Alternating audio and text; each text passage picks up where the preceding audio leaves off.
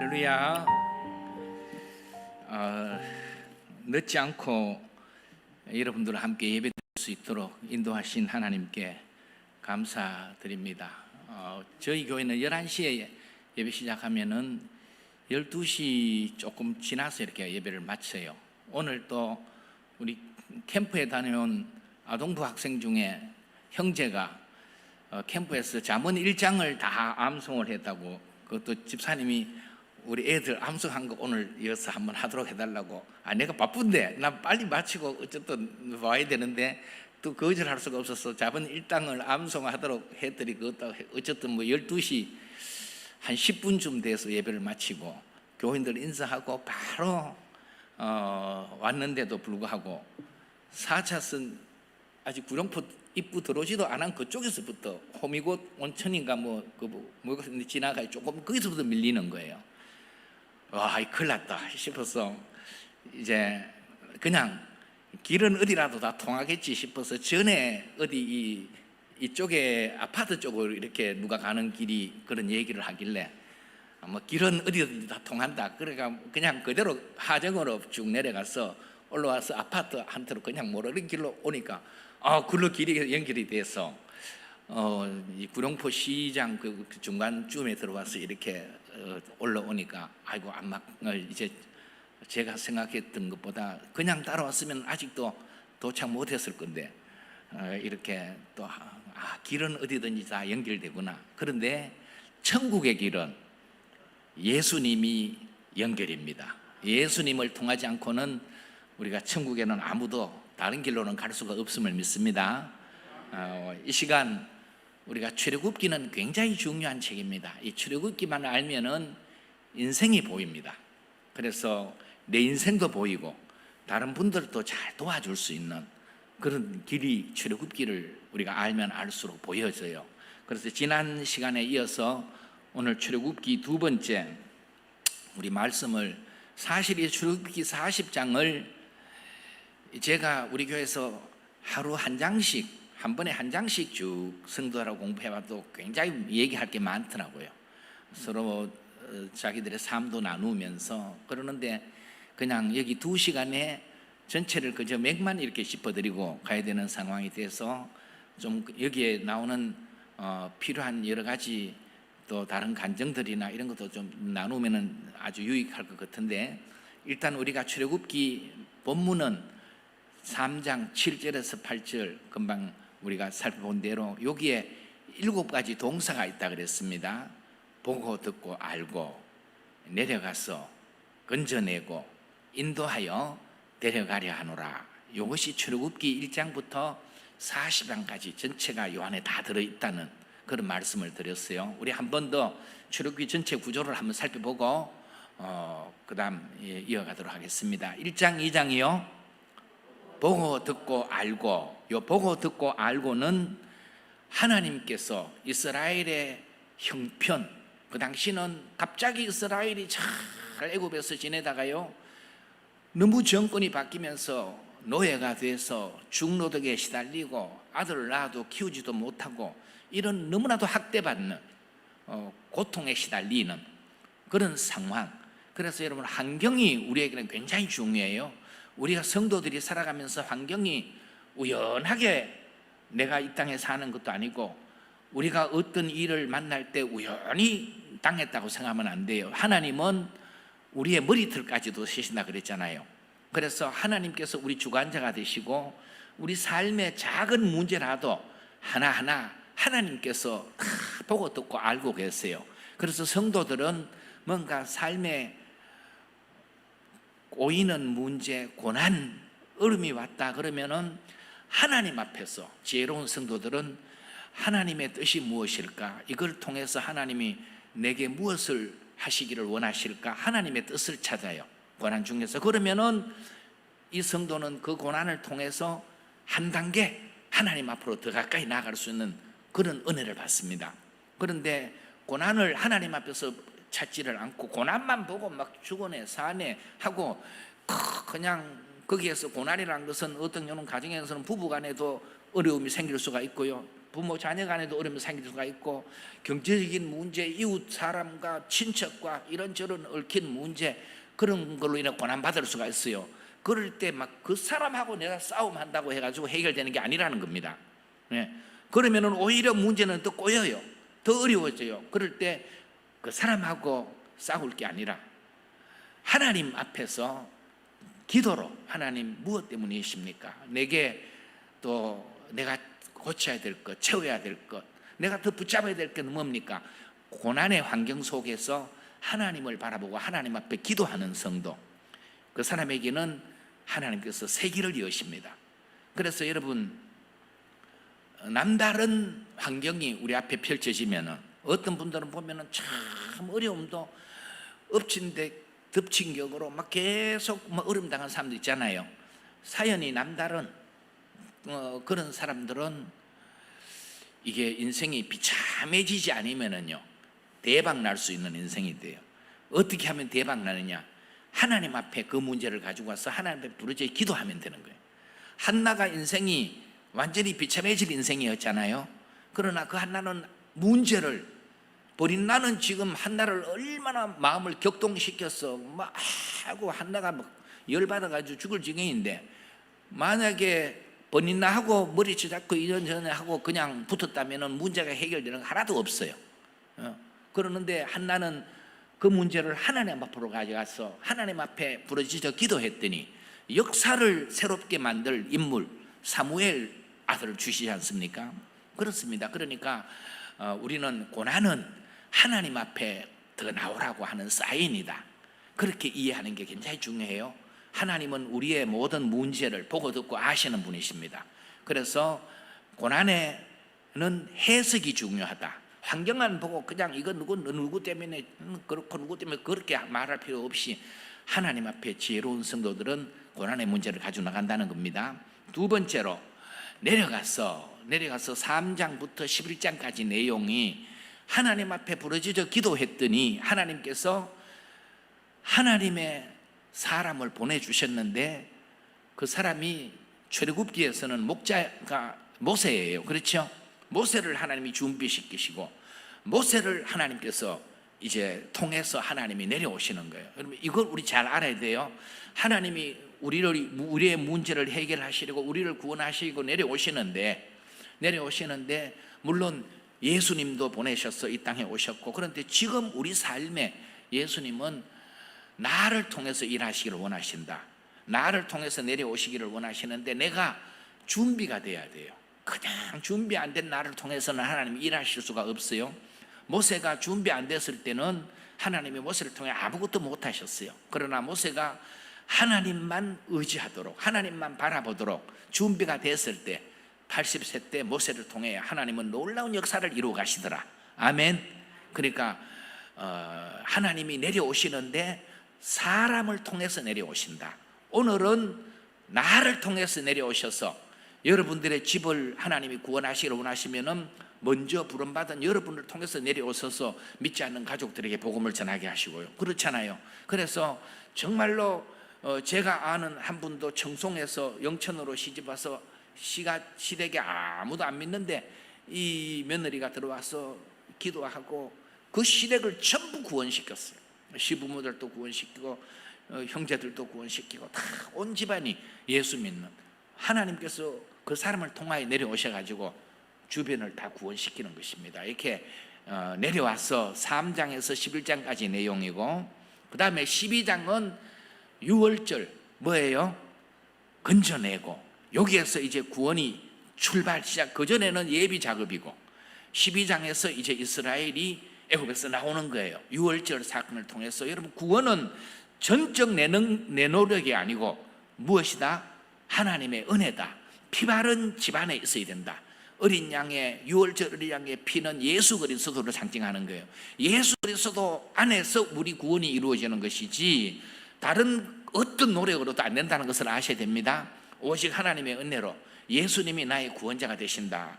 건져내신 이제 하나님의 백성들을 어떻게 하시느냐, 우리가 지난주에 들은 말씀 그까지 들었는데 이제 13장에 안내를 하신다. 이렇게 살아라. 하나님을 너 삶에 성부 하나님을 어떠므로 모셔라. 첫 것을 하나님 앞에 드리고, 하나님이 앞에 첫 것은 시간도 첫 것, 물질도 첫 것, 하나님이 내 삶의 최고로 어떠므로 우리가 삼으면은 하나님이 나를 어떤되게 하신다. 하나님이 나를 붙들고 인도하신다. 이게 첫 번째 안내였고, 두 번째는 더 이상 우리는 죄의 종이 아니다. 누룩 넣은 떡 먹지 말고 누룩 넣지 않은 무교병을 먹어라. 무교절 지키라는 것, 그것은 죄의 종이 더 이상 아니라는 거예요. 죄가 나를 끌어가려고 하면은 예수 이름으로 우리가 물리치고, 대적하면은 마귀를 만나면은 맞서 싸우고, 예수 이름으로 대적하면 마귀가 물러가게 돼 있고, 우리는 죄에 매였던 우리가 이제는 더 이상 죄의 종이 아니라 자유함을 얻었으니까 죄도 이길 수 있는 이런 하나님의 자녀들이 되는 줄 믿습니다. 요게 두 번째, 성자 예수님과의 관계에서 우리 죄 문제가 해결되었다는 것이고, 세 번째가 구름기둥 불기둥의 인도를 따라가라.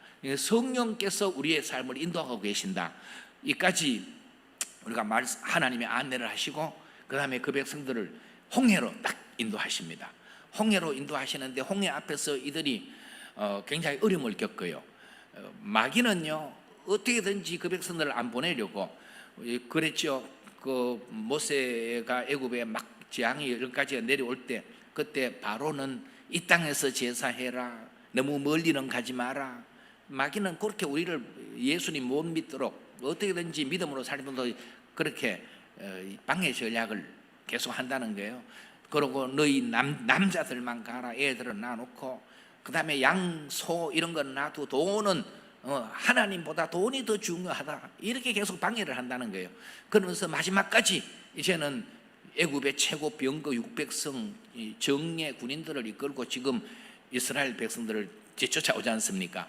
그러나 그 쫓아온 그들은 결국은 바로의 군대는 홍해에서 수장되고, 하나님께서는 이스라엘에게 홍해를 여서서 건너게 하십니다.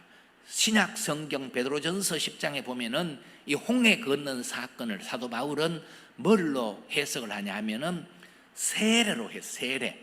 우리가 예수님 믿고 세례 받았지 않습니까? 세례는 의미가, 내가 내 맘대로 살던, 예수님 없이 살던 나의 옛사람은 홍해에 빠져 죽었다는 겁니다. 물에 잠겨서 죽었다는 거예요. 세례 받은 세례의 의미는 그겁니다. 나는 죽고, 이전에 죄인된 나는 죽고 예수님 안에 새 생명으로 내가 태어났다. 이게 세례의 이제 언약입니다. 세례의 언약. 그래서 세례 받은 성도들은요, 세례의 언약을 지켜야 되는 게 중요해요. 그 세례 받기 전에는 일방적으로 하나님이 다 챙겨주세요. 전능하신 하나님, 엘로힘, 그런 게 이제 전능하신 하나님인데, 그냥 어린 아이가 태어나면은 기저귀 갈아주고 젖 먹여주고 옷 입혀주고 목욕시키고 지가 하는 게 아니고 엄마가 100% 다 합니다. 다 알아서 다 해주듯이 하나님은 우리가 어렸을 때는 그렇게 우리를 인도하세요. 전능하신 하나님으로, 아가페 하나님으로 완전히 우리를 그렇게 전폭적으로 그냥 잘못해도 안아주시고 사랑해주시고 덮어주시고 하지만은 세례받고 난 이후에는요, 관계가 이제 성장을 했어요. 언약 관계가 됐어요. 언약은 혼자 하는 게 아니잖아요. 이래 할래, 아멘 하겠습니다. 그랬으면은 그 다음에 언약을 지켜야 돼요.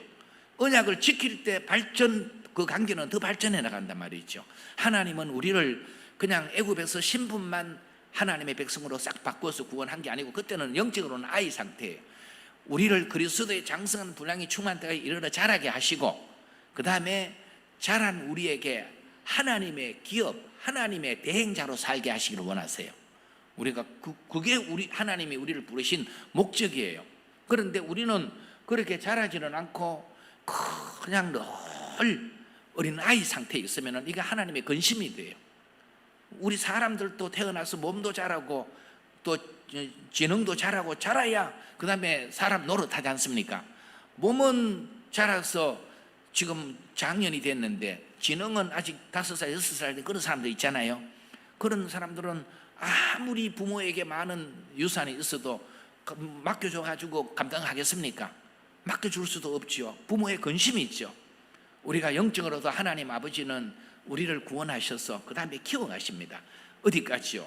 그리스도의 장성한 분량이 충만한 데까지 자라도록. 그래서 하나님의 나라에 영원한 기업을 우리에게 맡겨주시고, 그 다음에 이 땅에서도 하나님의 대행자로서 통치권을 행사하며 살기를 원하시는데, 우리는 안 자라면은 이 자리에 나갈 수가 없어요. 맡겨줘도 감당도 못하고요. 그렇게 하기 때문에 우리 성도들은 하나님이 우리에게 주신 하늘의 기업이 있다는, 산 소망을 주셨다는 믿음을 가지고 사셔야 돼요. 이 소망을 가진 성도들은요, 삶이 여유가 있고 당당해요. 왜냐하면 세상에 가지고, 세상에 있는 것은 세상에 돈이 많아도요, 권세를 가져도, 지식이 있어도, 명예를 가져도 이거 한순간에 잠깐 사이에 없어지는, 썩어질 것, 새해질 것, 그런 세상에 사람 바라는 소망은 그런 거예요. 이 땅의 모든 것 끊어질 그날 되어도 우리에게 영원히 끊어지지 않는 하늘 기업, 이것 가진 성도들은요, 이 땅 위에서도 세상에 아무것도 없어도 당당하다니까요. 삶의 여유가 있다는 거예요. 저는요, 제 이름으로 땅 한 평 등록된 게 없고, 뭐 제가 지금 자가용 타고 다니는 것도 아니고, 뭐 그런다고 제가 노숙자처럼 바깥에서 하는 것도 아니고, 밥 못 먹고 사는 것도 아니고, 차 못 타고 다니는 것도 아니고, 제 삶에 굉장한 여유가 있어요. 누가 그러더라고요. 이제 아이고, 어떤 교회 갔더니 그 교회, 우리 교회 목사님 받는 생활비나 내가 받는 거나 비슷한데 나는 굉장히 부자처럼 보인다고. 정말 제가 부자처럼 그렇게 살아가요. 뭐 제 주머니에 돈이 있으면은 저는 그냥 와서 출애굽기 여러분들에게 이렇게 말씀 나눠주고 가려 그랬는데, 또 지난주에 목사님께서도 봉투를 주시더라고요.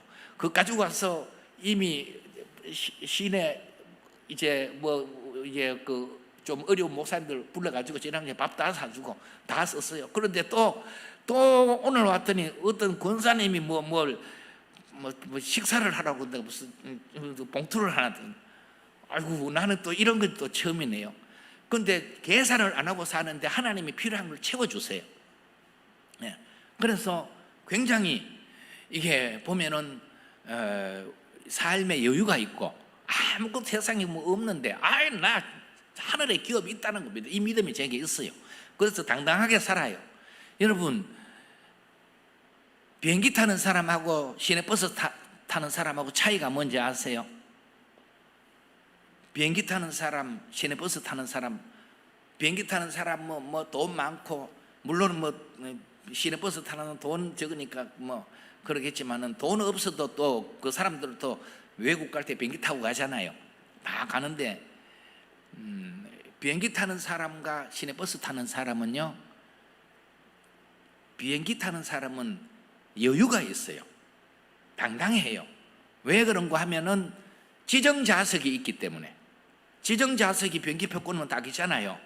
그래서 비행기 출발하기 전에 그냥 여유 있게 가서 누가 그 자리에 앉았으면 이거 내 자리라고 당당하게 자리 내놔라고 요구할 수도 있고, 여유가 있어요. 그런데 시내버스 타는 사람들은요, 지정좌석이 없어요. 시내버스 오면 빨리 타야 자리를 잡으니까 그냥 조급해지는. 우리는 하늘의 기업을 가진 하나님이 주신 하나님의 자녀들이래요. 그렇기 때문에 성도들은 이 믿음 가지고 당당하게 그렇게 살아가면 되는 줄 믿습니다. 하나님이 그 길로 인도를 하세요. 그래서 건져낸 사람들을 안내하시고 세례받게 하시고, 그 다음에 네가 진짜 세례받은 사람이냐, 세례받은 사람은 내가 아니고 하나님이십니다, 요것만 되면 되거든요. 그거를 위해서 광야로 지금 하나님이 끌어가시는 거예요. 그래서 광야가 굉장히 중요해요. 광야를 통과하지 아니하는 그리스도는 아무도 없어요.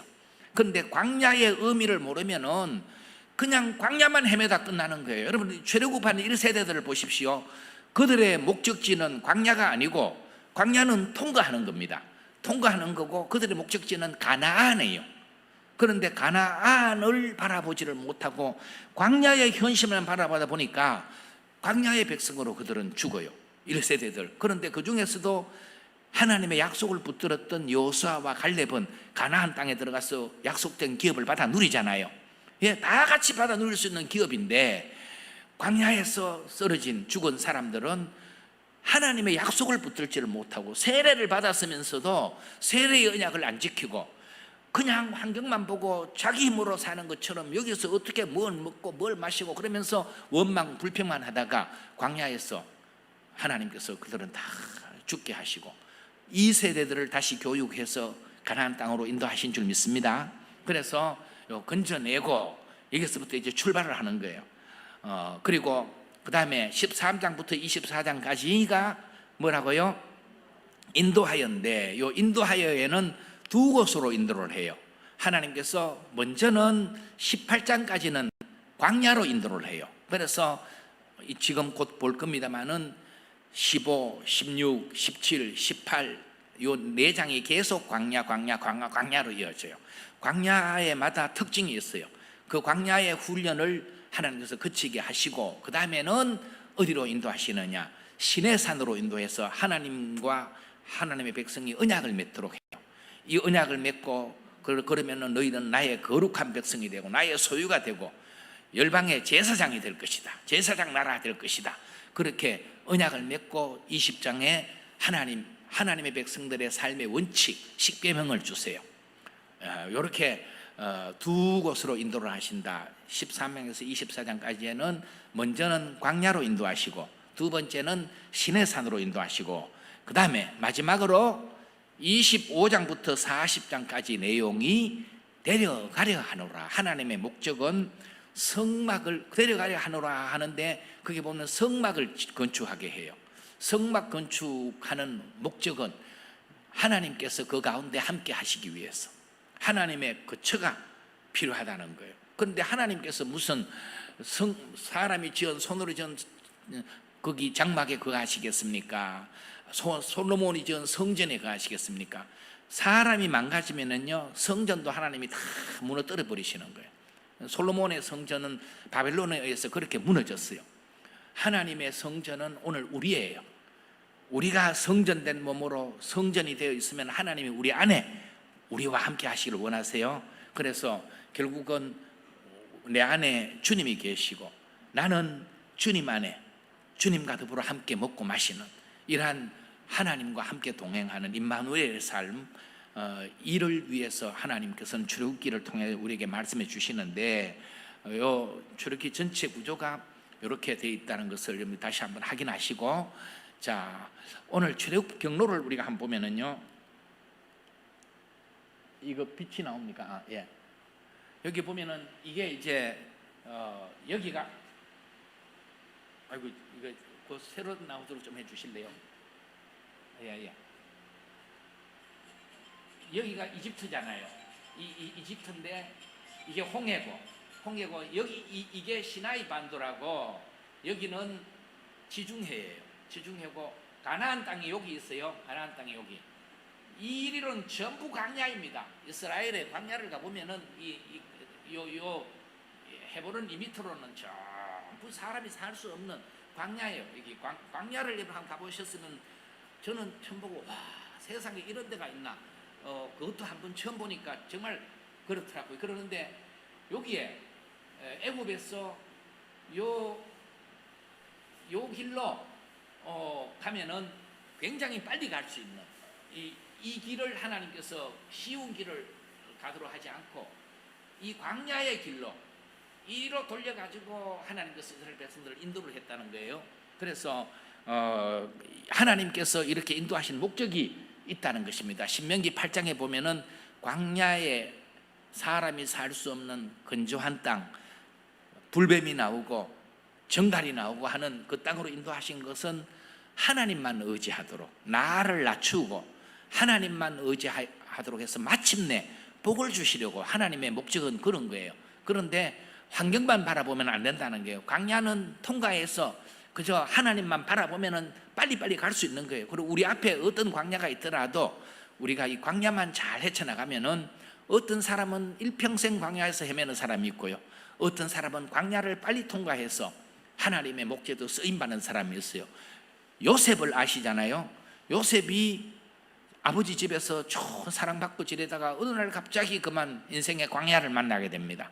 하나님께서 요셉을 형들에 의해서 애굽에 팔려가게 되고, 애굽에서 요셉은 성실하게 자기의 직무를 감당하는데 누명 쓰고 감옥에 갇히게 되고, 감옥에서도 술 맡은 관원장, 떡 맡은 관원장 뭐 이렇게 잘 섬겼는데, 술 맡은 관원장이 꿈 해석 그 해주는 것도 잊어버리고 또 2년이 그냥 너무 감옥에서 요셉이 그런 어려움을 당하잖아요. 그러나 그것이 하나도 버릴 게 없어요. 요셉의 인생은 마침내 하나님의 때가 되니까요, 바로 왕이 꿈을 꾸고 술 맡은 관원장이 요셉이 꿈 해몽해 줬던 걸 기억하고 요셉을 청구하고 요셉이 와서 바로의 꿈을 해석해 주고, 그만 이런 사람은 우리가 만나지를 못했다. 바로는 요셉을 애굽의 총리로 삼지 않습니까? 그러면 지금까지 요셉이 당하였던 그 어려움은 무엇 때문입니까? 우리는 요셉은 답을 그때 알지 못하고 어려움을 당했을 수가 있어요. 그러나 나중에 총리가 되고 난 뒤에는 요셉이 알아요. 아, 나를 애굽에 이렇게 고난의 길을 걷게 하신 것은 나로 하여금 하나님께서 많은 생명을 살리게 하시려고 이렇게 나를 애굽에 먼저 보냈구나, 그런 고난의 때를 주셨구나. 그러면서 형들을 다 용서해요. 아니면은 형들이 얼마나 원수 같겠습니까? 자기를 그렇게 애굽에 팔아서 그 고생하도록 만든 형들을 지금 힘도 있겠다, 그냥 어떻게 싸그리 잘못되게 할 수도 있지만, 나를 애굽으로 보낸 것은 형들이 아니고 하나님이 나를 그렇게 보냈었습니다. 근심하지 말라고, 나를 많은 생명을 살리게 하려고. 요셉이 그걸 나중에 가서 알고, 우리는요 성경 보고 아는 거예요. 아, 요셉이 왜 그런 고난을 당했느냐, 왜 그런 요셉 앞에 험한 광야가 있었느냐. 요셉을 거기에서 넘어지게 하려고 한 것이 아니라 총리로 만들려고. 맞죠? 총리로 만들려고. 그리고 우리 앞에도 광야는 지나가는, 우리를 정금같이 나오게 하는 하나님의 목적이 있는 것이지, 광야가 우리 목적이 아닙니다. 그래서 우리는 하나님의 약속하신 말씀을 붙들어야 된다는 거예요. 광야는 그냥 지나가면 아무리 힘들어도 지나갈 수 있도록 되는 거예요. 자, 이제 오늘 광야가 5단계로 진행이 돼요. 광야가 몇 단계요? 5단계로 진행되는데, 혹 여러분들 이렇게 보십시오. 혹시 여러분들의 삶에 보이는 문제가 있고 어려움을 당하는 상황이 있고 뭔가 삶의 의미가 없고 다 광야에 지금 있는 거예요. 그런데 혹 그렇다면은 내 광야는 무엇인지, 아니면은 내 주변을 살펴보면은 내 주변에 지금 누구가 이런 상황을 하는데 그 사람이 어떤 광야를 지금 지내고 있구나 알면은 우리가 얼마든지 그를 잘 도와줄 수가 있어요. 광야는 목적이 아니다, 이거 하나님만 바라보고 의지하고 나가면 된다. 그러면서 광야를 지나고 그 다음에 하나님의 약속하신 땅에 우리가 들어가야 될 줄 믿습니다. 자, 1단계, 광야 1단계는요 수르 광야예요. 수르 광야, 이게 이 수르 광야 사진인데, 우리나라처럼요 산도 있고요 벌판도 있고 골짜기도 있고 한데, 단지 산에는 나무도 없고요, 그쵸?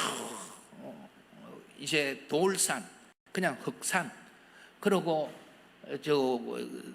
덜에는 사막에서 자라는 그저 물 없이도 그 작은 수문으로 자랄 수 있는 저런 메마른 저런 풀들, 그는 나무들, 저런 것만 있는 것이지 정말 사람이 살 수 없는, 보니까 그런 이 광야로 이제 하나님이 이스라엘 백성들을 인도를 합니다. 여러분, 홍해를 건너고 애국 군사들은 빠져 죽고 15장 1절부터 보면 막 모세와 미리암과 이스라엘 백성이 할렐루야 찬송을 하잖아요. 유명한, 누구든지 뭐 그런 상황을 당하면 찬송할 수밖에 없죠. 그들아 어떤 놀라운 그런 기적이 어디 있겠습니까? 그런 기적을 경험하고 찬송을 다 하는데, 이제 뭐 발걸음도 가볍게 신나게 전부 지금 진행을 하고 있는데, 하루 걷고 3일 걷고 이틀 걷고 3일 걷는데 물이 없는 거예요. 물이. 여러분, 사람은 3일 물 안 마시면 죽어요. 처음에 물 좀 가져왔겠죠. 뭐 조금씩. 그 금방 물 떨어지고 그 다음에는 목이 타오고 그러는데 물을 만납니다. 우리 한번 여기 한번 읽어봅시다. 성경을 같이 한번 읽어보고 시작. 모세가 홍해에서 이스라엘을 인도하며 그들이 나와서 수르 광야로 들어가서 거기서 사흘 길을 걸었으나 물을 얻지 못하고 마라에 이르렀더니 그곳 물이 써서 마시지 못하겠으므로 그 이름을 마라라 하였더라. 마라는 쓰다라는 뜻이잖아요. 고통, 괴롭다, 쓰다 하는 뜻인데, 물을 얻지 못하다가 물을 만났어요. 물을 만났는데 이 물이 이제 이 광야에서 물이 없었는데 물을 만나기는 만났는데 이 물을 막 물이다 하고 물을 마셨더니 이 물이 써서 독이 있어서 다 토하고, 지금 여러분 목마른 사람은 자기 오줌도 받아 마시고 뭐 논물이든지 구중물이든지 할 것 없이 뭐 다 막 먹잖아요. 그런데 이건 먹으니까 독이 있어서 토하고 못 마시는 거예요. 이런 상황이 되니까 백성들이 못합니까? 백성들이 결국 반응을 한번 봅시다. 한번 같이 성경 한번 읽어보겠어요. 시작. 백성이 모세에게 원망하여 이르되 우리가 무엇을 마실까 하며. 자, 모세는 어떤 반응을 보여요? 모세가 여호와께 부르짖었더니 백성들은 지금 그들을 광야로 인도해 가시는 분이 누구세요? 하나님이세요. 그래서 광야가 의미 없이 인도하는 게 아니라 하나님의 목적이 있는 거예요. 너희들이 정말 나를 너희의 주관자로, 또 생명의 주관자로, 인도자로, 하나님으로 그렇게 내게 삶의 초점을 맞추고 있는가? 그렇지는 않고 자기들 기대만을 쫓아서 교회 나오는 사람들도 있거든요. 예수 믿는 사람. 그런 사람들은 꼬이게 돼 있어요. 하나님은 하나님의 목적을 이루려고 우리에게 가나안의 기업을 주시려고 부르셨는데 우리는 뭐 그거 상관없이 내가 이 세상에서 바라는 내 목적만 이루려고 그러면은 결국 그것 때문에 나와서도 하나님의 목적을 붙잡아야 돼요. 그러게 하기 위해서 수르 광야의 시간이 우리 인생에 만나도록 하신다는 것입니다. 백성들은 그러니까 광야의 의미를 모르니까요, 그 상황 속에서 3일 전에 할렐루야 찬송했던 입술이 3일 후에는 원망하는 입술로, 원망하여 이르되 무엇을 마실까? 원망하는 소리로 바뀌게 돼요. 그런데 모세는 같은 입장이죠. 모세 혼자 뭐 물 나놓고 먹었겠습니까? 모세도 지금 목마르기는 마찬가지고, 그 마라의 썬물은 모세에게도 썬물이고, 그런데 모세는 다른 반응을 보여요. 여호와께 부르짖었더니, 여러분 이 차이가 뭔 차이인지 아십니까?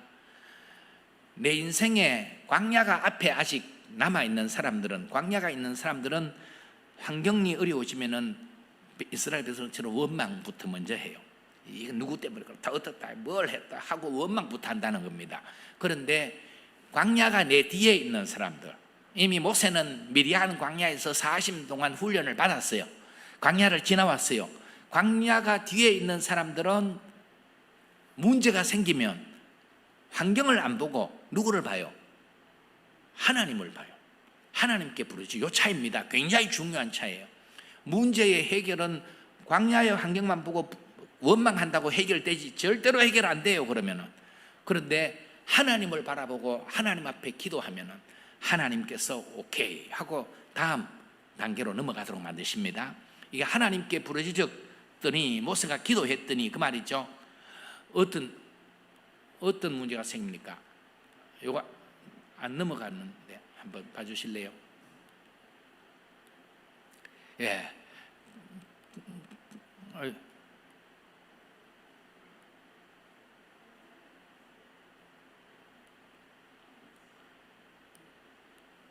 예. 그랬더니 하나님께서 뭐 지네가 뿌린지 모르겠는데 그 사이에 있었던 게, 하나님께서 모세에게 해결책을 주세요.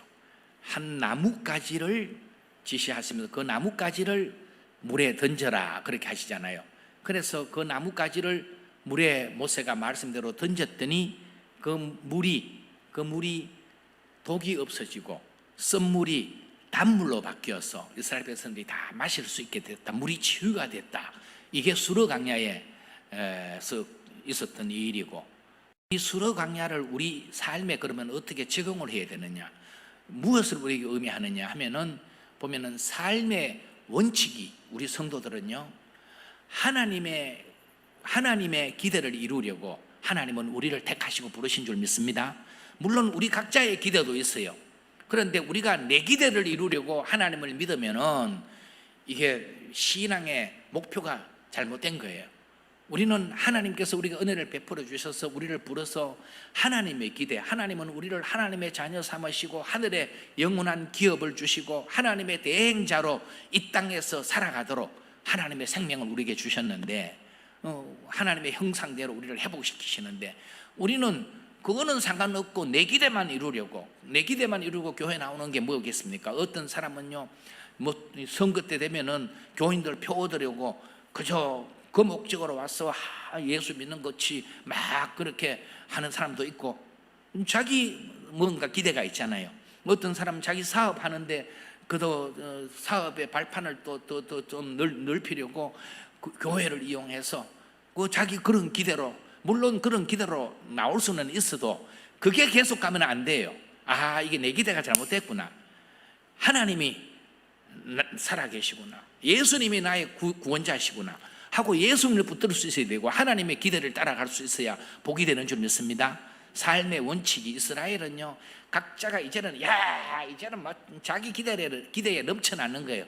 그래가지고 갔는데 하나님은 너 기대가 아니고 내 기대를 따라와야 된다 하는 것을 이 수러 강야를 통해서 하나님께서 가르쳐 주시고, 문제 마라의 선물이, 그것은 이제 어떻게 치유가 됐냐 하면은 한 나뭇가지를 거기에 던졌다. 그랬더니 물이 치료가 돼서 단물로 바뀌었다는 것이 이제 요지지 않습니까? 그런데 많은 성경학자들은 이 한 나무, 그 나무가 의미하는 것이 뭐냐, 이거는 바로 예수 그리스도의 십자가를 상징한다, 그 나무는. 그래서 그 나무가 물에 들어갔더니 그 물이 치유가 돼서 단물로 된 것은, 예수님의 십자가는 우리 인생의 모든 문제의 해답이 되시는, 치료하시는 예수님의 십자가인 줄 믿습니다. 그래서 예수님 십자가에 나온 사람들은요, 다 주님, 제가 주님 뜻대로 살지 못하고 잘못 살았습니다 회개하고 십자가를 내 삶에, 예수님을 붙잡는 거예요. 십자가를 내 삶에 적용하면은 내 삶에 꼬였던 문제들이, 괴롭히던 문제들이 치유가 된다는 것을 믿으시길 바랍니다. 십자가를 적용해라. 내 삶에 마라를 만날 때 십자가를 적용하도록 하기 위해서 이런 수로 강야를 걷게 하시고, 또 거기에 하나님께서 그 뒤에 말씀을 읽어보면은 15장 26절에 그런 말씀이 나와요. 너희가 내 말을 잘 듣고 지켜 행하면 내가 애굽 사람들에게 내렸던 모든 질병의 하나도 너희에게 내리지 아니할 것이니 나는 너희를 치료하는 여호와니라. 치료하는 여호와라. 그래서 하나님의 말씀을 듣고 순종해라. 그죠? 우리 보기에는 그런다고 되나 싶은 말씀들도, 여러분, 이스라엘 백성들이 광야를 진행하다가 불뱀에 물려서 결국 죽어가는데 놋뱀 만들어서 쳐다보라 그러지 않습니까? 아니, 그 놋뱀 쳐다본다고 사냐? 상식적으로 그거 쳐다본다고 사는 사람이 어디 있겠습니까? 안 살지만은, 못 살지만은 하나님이 산다고 하셨으면은 사는 줄 믿습니다. 하나님의 말씀에는 능력이 있단 말씀이죠. 우리 상식으로는 안 돼도 하나님께서 말씀하셨기 때문에 그 말씀대로 순종하는 사람은 다 산 줄 믿습니다. 쳐다본 자는 다 살았더라, 사는 거예요. 그러듯이 오늘 우리는 이제 하나님의 말씀을 순종할 것을 여기에서 가르치고, 그래서 자꾸 내 머리 굴려가지고 내 통밥 재고 살려고 하면 안 돼요. 성도들은 이게 하나님의 말씀이면은 아멘 하고 그대로 순종하면은 길이 열리게 되어 있습니다. 문제가 해결이 됩니다. 그리고 하나님은 그 다음에 15장 끝에 보면은 엘림에 이르렀어. 거기에 엘림에 종려나무 7석 있고 물샘 12이 있어서 거기서 잠시 휴식을 취하고 그 다음 강야로 인도하세요. 우리가 훈련소 가서 좀 막 뺑뺑이 돌리면서 훈련 받을 때 계속 훈련만 시키는 게 아니라 훈련소에서도 10분간 휴식, 그런 게 있습니다. 그 10분간 휴식이 있을 때 하나님께서도 강야 훈련소에서 10분간 휴식을 엘림에서 주시고, 그 다음에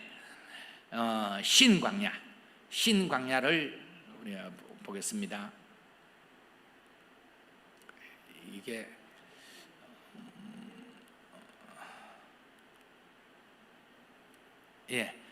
신광야 16장에 나오는 내용이에요. 신광야에서 당한 문제가 무슨 문제냐 하면은요, 신광야는 그 다음에 그한 양식이 떨어졌어요. 앞에는 물이었는데 물이나 양식이나 사람이 우리가 살아가 생명 유지하는데 절대로 필요한 거잖아요. 이제 양식이 떨어졌으니까 그들이 있는 곳은 어디예요? 광야입니다. 광야는 농사 지을 수도 없고, 농사 지을 수 있다 그래도 언제 농사 지었어? 그 열매로 지금 당장 양식 떨어졌는데, 근데 농사도 지을 수 없고 거기는 사람도 살지 않는 곳이니까 뭐 물건 파는 마트도 없고, 이게 누가 생각해봐도 우리는 이제는 큰일 났다. 이게 이제는 양식 다 떠지고 우리 광야 한복판에서 우리가 다 굶어 죽었다 이제는. 그러면서 답이 없으니까요, 사방으로 봐도 답이 없으니까 그들이 환경만 보니까 지금 이스라엘 한번 읽어봅시다. 시작. 이스라엘 자손의 온 회중이 엘림에서 떠나 엘림과 시내산 사이에 있는 신광야에 이르니 애굽에서 나온 후 둘째 달 15일이라. 약 한 이제 달포쯤 지낸 그때에 이제 신광야에 이르렀다는 거예요. 그랬더니 이게 왜? 아이고, 막 넘어가 보네. 끝까지 다 넘어가 버렸습니다. 거기에서 하나하나 좀 해가지고 주세요. 이게 뭔가 좀 그 보낸 게 그 문제가 들어오지. 그래서 제가 USB에서 새로 담아왔었는데 그게 있었던 것이, 이 신광야에서 당한 문제는 이 성경도 한번 읽어봅시다. 시작. 이스라엘 자손 온 회중이 그 광야에서 모세와 아론을 원망하여 이스라엘 자손이 그들에게 이르되 우리가 애굽 땅에서 고기 가마 곁에 앉아 있던 때와 떡을 배불리 먹던 때에 여호와의 손에 죽었더라면 좋았을 것을 너희가 이 광야로 우리를 인도해 내어 온 회중이 줄여 죽게 하는도다. 자, 지금 이 사람들이 이거 보는데 이게 환경은 맞는 말이에요. 답이 없어요. 여러분, 우리가 살아가는데 양식이 떨어졌다, 이거는 경제 문제입니다. 그렇죠? 경제 문제가 우리 사람 살아가는데 세상에 정말 중요해요. 사탄이 이 돈 문제, 경제를 가지고 세상 사람들을 다 지금 얽어매고 있는 거예요. 그런데 우리는, 성도들은 이 경제 문제, 돈 문제를 넘어가야 돼요. 돈이 나를 살리는 게 아니고 신광야의 목적은 나의 공급자는 하나님이시다. 이걸 우리가 확인해야 돼요.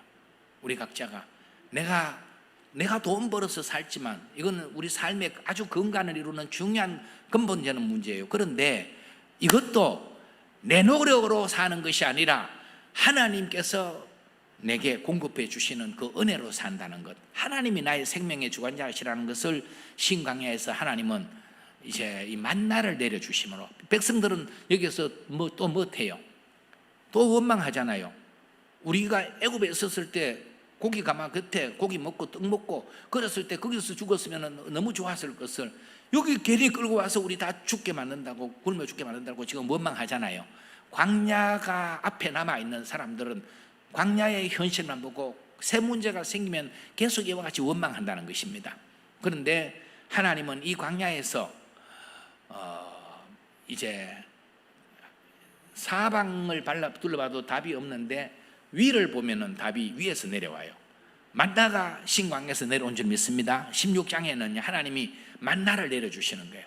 만나를 내려주셔서 그들이 40년 동안을 광야를 헤맬 때에도 불순종하고 하나님 계속 원망하고 불신앙적인 자세를 채도 하나님은요, 약속한 대로 매일매일 만나를 내리시고, 또 만나를 내리시는데 안식일에는 하나님께 안 내리시죠.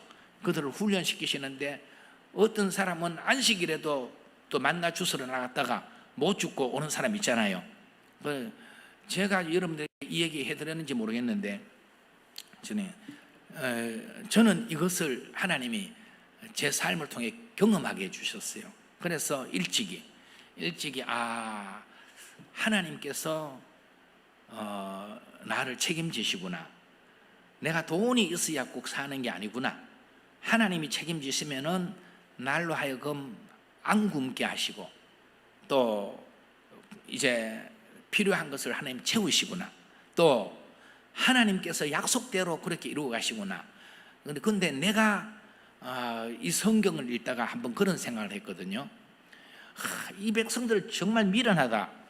하나님께서 그렇게 놀라운 기적을 베풀고 그들을 인도해 주시는데 만나도 내려주시고 안식일 전에는 2배로 내려주시고 안식일에는 주소로 나가지 말라 그러면은 나가지 말고 내일 또 내려오니까 그날 양식만 줍고 남겨놓지 말라면 안 남겨놓고 그러면 다 될걸 뭘 남겨놨다가 그 다음날 보니까 다 썩어가 벌레가 나오고 안식일 주소로 나갔다가 못 죽고 나오고 제가 그걸 보고요 참 이 사람들 되게 한심하네 내 같으면 안 그러겠다 제가 그런 좀 교만한 마음을 가졌어요 나는 하나님 말씀대로 내가 그렇게 가는 게 복이 아니겠느냐 그러는데요 우리가 자기 자신을 그렇게 자신할 바가 못 되더라고요 제가 영덕촌에 있으면서 제가 목회하기 전에 우리 집은 굉장히 어려웠고 그 얘기는 다 못해요 그래서 촌에서 농사할 것도 없고 산에 가서 복령이라는 걸 캐가지고 그걸 팔아가지고 살았어요 그때 제가 안동에 이제 학교를 다니면서 방학하고 와가지고 그때 이제 동생하고 동생 친구하고 같이 복령을 캐러 갔는데 마을에서 한 10리쯤 떨어진 산골짜기에 그게 우리 사촌 형님이 농사 때는 들어가서 농사 짓고 겨울에는 나오고 집은 겨울엔 비었죠 우리는 겨울이니까 거기에 들어가서 그 집에 머물면서 한 주간 이제 복령을 캐려고 한 10리쯤 들어가야 되니까 우리가 이제 그 길을 줄이려고 하는 것이죠 그래서 산속에 들어가서 있는데 쌀 좀 가지고 가고 그 다음에 김치 좀 가져가고 식용유 한 병 사고 그래 가지고 갔어요 가서 우리가 반찬은 밥 해가지고 산토끼를 잡아가지고 산토끼 들으세요 여러분인데 처음 듣죠? 예, 산토끼를 잡아가지고 산토끼로 반찬을 하려고 제가 산토끼를 많이 잡았어요 그때 겨울 되면은 산에 가면은 산토끼 길이 보여요 산토끼가 가는 길이 보이는데 거기에 12번 가는 철사를 갖다 요거만하게 딱 올가미를 만들어 가지고 딱 이렇게 만들어 놓으면은 영락 없이 거길로 지나가는 산토끼가 걸려 가지고 그래서 1년에 몇십 마리씩 잡았어요 그래서 들어가서 주변이 전부 산이니까 들어가서 저녁에 이제 그 주일날 오후에 들어가서 주변에다가 올가미를 한 뭐 좀 산 옆에다가 집 옆에 몇 군데를 놓고 왔어요 그 다음날 아침에 제가 밥하면서 내 동생하고 동생 친구가 보냈어요 한번 가보고 오너라 그랬더니 아들이 금방 뭐 가까이니까 갔다 오더니만은 산토끼를 크다만 걸 3마리를 들고 오는 거예요 3마리를 들고 와서 아침에 한 마리 요리해가지고 김치 엮고 콩기름 이래 해가지고 볶아 놓으면 굉장히 맛있어요 그래가지고 요리해서 아침 먹고 또 겨울이니까 2마리를 그냥 달아 놓으면 그냥 자연 냉장고 해가지고 저녁에 갔다 와서 또 한 마리 요리해 먹고 그날 산에 다니면서 또 좋은 길목에 또 올가미 또 설치하고 그 다음 날에 또 갔다 오더니만은 또 3마리 수요일날 또 3마리 목요일날 또 3마리 금요일날 또 3마리 계속 3마리 그때 뭐 그래서 이제 하루 2마리씩은 먹고 그 다음에 몇 마리가 저축이 되었어요 우리가 나올 때 가지고 와서 목사님 집에도 한 마리 드리고 집사님도 한 마리 드리고 뭐 줄 집에 이렇게 계산해 놓고 그러면서 있는데 토요일 날 아들이 갔다 오더니만은요 아이고 무거워래 그러면서 자루에 한가득 짊어지고 왔는데 몇 마리겠어요 토요일 날이 갔다 왔는데 진짜 이게 여러분 뭐 꾸며낸 얘기 같은데 제가 실제로 겪은 거예요 6마리를 큰 산토끼를 잡아왔어요 그러니까 뭐 거득하더라고요 그래서 또 그날 한번 해먹고 본래 계획은 그날 저녁에 해서 마을로 나오려고 그래야 내일 교회 가야 되기 때문에 그런 계획이 있는데 그날 산에 멀리 갔다가 너무 늦게 와가지고 힘들더라고요 그래서 우리 여기 저녁에 쉬고 내일 아침에 일찍 나가자 이제 나가긴 나갔는데 내일 아침에 이제 잠자고 나가자고 그렇게 얘기를 하고 그날 저녁 해먹고 다음날 아침에 제 생각이 이제 가면은 안 오는데 계속 3마리씩 잡히고 어제는 6마리 잡혔는데 그래도 가서 또 몇 마리 잡혀 있으면 가져다가 또 이제 교인들 나눠주고 그렇게 해야 되겠다 싶어서 내 밥할 동안에 너희들 빨리 가보고 온나 그랬더니 기다려도 아들이 빨리 안 오는 거예요 처음부터 나누었던데 하루 이틀 이 산 저 산 이 산 저 산 온 산에 다 돌아다니다가 터덜터덜 느꼈어야 아이고 다리야 그러면서 빈손 들고 왔어요 빈손 들고 여러분 그때 하나님께서 제게 사인을 팍 주시더라고요 니는 안 그랬다 그랬지 위에서 들려오는 음성 같은 게 니는 안 그랬다 그랬지 니도 똑같은 사람이다 그래 제가요 이게 멋쩍기도 하고 이게 저 혼자 하나님 이러실 겁니까? 저도 굉장히 멋쩍었어요. 나도 똑같은 사람이구나. 이스라엘 사람이 그 환경에서 그랬구나. 하나님께서 그렇게, 그러니까 제가 그거를 경험하고요. 그 다음에는 주일날은 뭐 자유스러웠어요. 주일날은 뭘 해도 이제 보면은 꼭 그런 게 시험이 생겨요. 우리 복령캐는 팀들이 토요일날 되면은 새 많이 날 자리를 오후쯤 이렇게 만나요. 그러면은 내일은 이 사람들은 교회 안 오니까 거기 가서 분명히 많이 캘 거고, 나는 교회 가면 못 캐고 눈에 뻔히 보이는데, 그러는데 갈등이 안 되는 거예요. 갈등이 안 되고 주일날 그걸 경험한 뒤에 주일날 교회 가서 예배 드리고, 그 다음에 요새만 가서 산에 가서 캐도 나중에 합산해서 장사가 와서 팔 때는요, 그 사람들 7일 캐는 것보다가 내가 6일 캐는 것 계산하니까 내 1일 올라가는, 또 나는 한 17,000원 정도 그렇게 치고, 자기들은 뭐 12,000원, 13,000원밖에 안 쳐요. 그러니까 하나님께서 그런 걸 확실하게 경험하러 해주셨어요.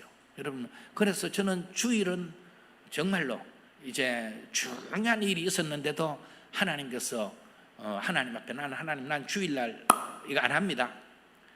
저는 검정고시를 해서 신학교를 갔어요. 그런데 검정고시를 옛날에는 봄에는 4월달 주일날 치고 가을에는 토요일날 검정고시를 치고, 그래서 주일날 시험을 치니까 4월달에는 원서를 못 내요. 가을에 제가 시험 치려고 원서를 냈더니 내가 원서 내는 그 해에 주일날이 시험을 보는 거예요. 그래서 이제 막 주변에서는 그냥 그걸 해야 신학교를 가니까, 박종순 목사님도 CBS 그때 상담해 주시면서 내가 편지를 보냈어요. 이제 좀 이수화 시켜서 주일날 시험 안 보도록 하기 위해 나는 마음에는 결정을 하고, 그런데 박종순 목사님도 그러시더라고요. 이제 우리가 정부에다가 계속 건의하고 있는데, 그래도 이제 새벽에 어디 가서 예배 드리고 가서 시험을 봐야 신학교를 가니까 그렇게 시험 보러 가라고 그러시더라고요. 제가 안 갔어요. 1년 늦어졌어요. 1년 늦게 시험을 봤지만은 그 다음에 시험 볼 때 한 번에 전체 9과목 다 합격을 했어요. 한 과목이라도 떨어지면은 1년 맨 같이 걸리는 거예요. 그렇잖아요, 검정고시가. 저는 다른 거는 뭐 좀 공부하면 되는데 수학은 정말 어려웠어요. 수학이 이해도 안 되고, 시험 쳐보니까 뭐 이게 40점 점수 맞기가 어려워요. 그러는데 결국 그 다음에 한꺼번에 다 되고요. 그 뒤에 시험은요, 그냥 장로의 신학대학교에 6개 신학교가 그리로 다 몰려와가지고 치는데 비율이 셌거든요. 제 아는 친구 한 사람은 7번 시험 쳤는데 7년이 걸렸잖아요. 그런데 저는 한 번 시험 치니까 그냥 바로 합격돼. 목사고시도 한 번 치니까 뭐 하나님이 그런 은혜를 주신 것 같아요.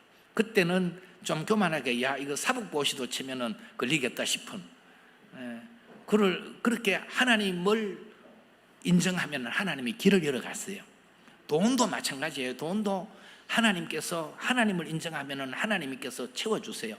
제가 촌에서 영해제일교회 부흥회가 있어서 한 50리 돼요. 그때 부흥회 참여하고 싶어서, 요새는 뭐 자기 교회 부흥회도 잘 참석 안 하잖아요. 그때는 막 멀리까지 은혜 받으러 간다고 그렇게 영해제일교회 가서 교인 집에 이제 잠만 좀 자고, 그러면서 뭐 낮에 국수 한 그릇 사 먹고 빵 하나 사 먹고 이러면서 이제 집회에 참석했어요. 어느 날 새벽에 너무 은혜를 받았어요. 하나님이 저를 불러주시고 예수 믿고 구원받게 하시고 너무 감사하고, 제게 있는 것 하나님 앞에 다 드리고 싶은 마음이 생겨서 이제 새벽 예배 마치고 오전 예배 때, 그 옛날에는 오전에도 이제 예배 드렸잖아요.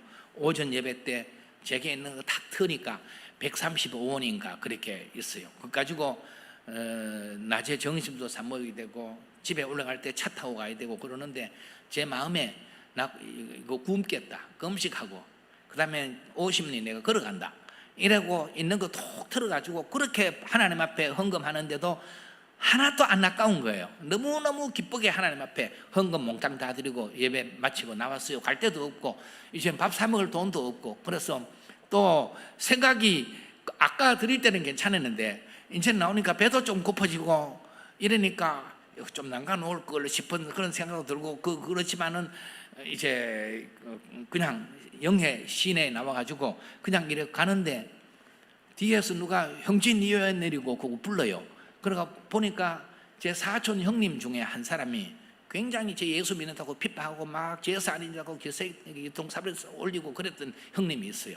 이 형님이 뒤에서 그래서 아이고 형님 오셨습니까? 그러는데 제가 그 형님이 날 교회 다닌다고 굉장히 싫어 그러는데 갑자기 자기 주머니에서 그 당시 가장 고액 거는 500원짜리를 쑥 꺼내대만은 이거 니 써라 그거 주는 거예요.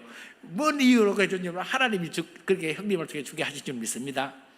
왜 이유도 없이 500원짜리 꺼내 니 써라 그러면서 주시는 군 받아가지고 그래서 할렐루야 하면서 가서 안 굶고 빵 사 먹고 안 걸어가고 차 타고 가고 또 하나님 앞에 또 헌금 드리고 하나님께서 그렇게 채워가시더라고요.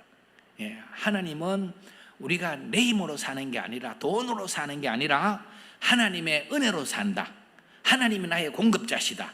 이걸 신광야를 통해서 우리가 교훈하시는 거예요. 그래서 한번 봅시다. 만나는 생명의 떡이신 예수님을 상징한다. 예, 그때 백성들은 광야에서 만나를 먹고 살았어요. 그렇지만은 그들은 만나를 먹었어도 다 죽었어요. 그런데 이 만나는 생명의 떡이든 예수 그리스도를 믿는 자는 영원히 살 줄 믿습니다. 예수님이 나의 양식이 되고 생명의 떡이 되십니다. 그래서 주님은 사람이 떡으로만 사는 것이 아니고 하나님의 입에서는 모든 말씀으로 산다고 하셨습니다. 그리고 공급자는 내 삶의 공급자는 세상의 돈이 아니고 하나님이시라는 걸 철저히 확인하시기 바랍니다. 우리는 돈으로 사는 존재가 아니에요. 하나님이 나를 살게 하십니다. 신광야 이걸 거쳐가야 돼요. 그런데 그것을 넘어가지를 못하고 돈 그러면 계속 신광야 뺑뺑이 돌다가 인생 하나님 주신 복을 누리지도 못하고 그렇게 끝내는 사람들도 많아요. 돈이 아니라 하나님이시다. 그리고 만나는 아침에 일찍 매일 거두어야 했다. 우리가 먼저 하나님과 늘 하나님의 말씀을 마음에 묵상하고 또 하나님의 말씀을 붙들고 하나님을 예배하고 우선적으로 만날 예수님을 나의 양식으로 삼고 매일 우선적으로 살아야 된다는 것입니다. 그리고 또 그 뒤에 네 번째는 만나의 양은 하루분만 주어졌어요. 매일매일 우리가 이 세상은 나그네로 우리가 지나가고 있고 광야 같은 세상이고 여기에 쌓아놓고 살려고 하면은 그러면 쌓아놓고 그거 다 먹지도 못하고요. 괜히 그거 관리하려고 애만 먹고 그래서 우리는 하루하루 주시는 은혜로 살면 돼요. 그렇다고 저축도 하지 말고 그러라는 게 아니고 주님을 매일 바라보면서 매일 바라보고 의지하는 이 믿음의 삶이 우리에게 필요하다는 것입니다. 그리고 후손을 위하여 간수하라 그랬어요. 만나를 후손들에게도 우리는 니를 살게 하는 건 네 돈이 있어야 사는 게 아니고 하나님 니 잘 믿어라. 그래야 하나님이 너를 살리신다. 이걸 후손들에게 가르쳐야 돼요. 후손들을 가르치고 오늘 내게 주신 환경을 늘 말씀으로 묵상을 해요. 만나의 뜻은 이것이 무엇이냐 하는 거예요. What is this? 이게 무엇이냐? 여러분들에게 닥치는 환경 속에서 이게 무엇 때문에 내가 이런 환경에 처했지? 하나님 뜻이 어디에 있지? 하고 계속 이제 환경 속에서 만나 묵상하라는 거예요. 그래서 하나님의 뜻을 찾고 나가시면 될 줄 믿습니다. 신광야를 통하여 주시는 교훈은 하나님이 어떤 분이신지 가르쳐 주신다. 하나님은 자기 백성을 돌보시는 분이시라는 거예요. 책임지십니다. 하나님이 책임지십니다. 그냥 우리를 공연히 성도 삼으신 게 아니에요. 하나님이 책임지십니다. 그리고 너그럽고 후하신 하나님이시다.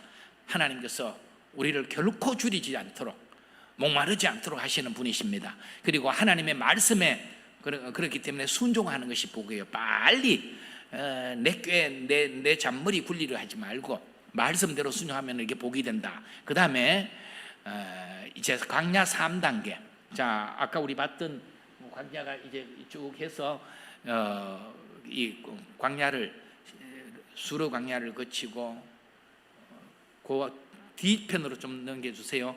수르 광야를 거치고 신 광야를 거치고 세 번째 광야 르비딤에 이르렀습니다. 르비딤, 이게 이 르비딤 광야에 이르는데 르비딤에서 어떤 문제를 당하게 되냐? 그 다음 한번 넘겨주시겠습니까? 르비딤에 이른 이스라엘 한번 읽어보겠습니다. 성경 시작. 이스라엘 자손의 온 회중이 여호와의 명령대로 신 광야에서 떠나 그 노정대로 행하여 르비딤의 장막을 쳤으나 백성이 마실 물이 없는지라. 아까 수르 광야에서도 물이 없었는데 르비딤 광야에 여기 와서 또 물이 없었어요. 여러분, 이건 우리가 이 르비딤의 물은 좀 우리가 이런 의미로 생각해 보면 좋겠어요. 르비딤은 우리가 이제 예수님 믿고 세례받은 성도들이 신앙의 훈련을 이렇게 막 경제적인 훈련 또 뭐 이런저런 훈련을 삶에 기대했던 것이 꼬이고 어려운 문제가 또 하나님께 기도하고 해결받고 이러면서 나올 수 있는데 어느 순간 되면은 교회 직분자도 되고 교회 뭐 이런저런 봉사도 하고 하는데요, 어떤 경우 삶이 굉장히 메말라질 때가 있어요. 그죠? 삶의 의미를 잃고요. 교회 가서 예배 드려도 그렇고 뭐 별로 기도하고 싶지도 않고 기도도 잘 안 되고 왜 사는지 모르겠고 삶이, 여러분 혹시 그런 거 겪었습니까? 삶이 메말라지는, 드라이해지는 이런 경우들이 이제 우리 신앙생활하는 가운데서 있을 수가 있어요. 이런 인생의 목마름, 인생의 이런 목마름을 겪는 것이 르비딤 광야에서 문제예요. 이때 백성들은 모세와 다투어요. 원망하면서. 한번 다시 읽어보겠습니다. 시작. 백성이 모세와 다투어 이르되 우리에게 물을 주어 마시게 하라.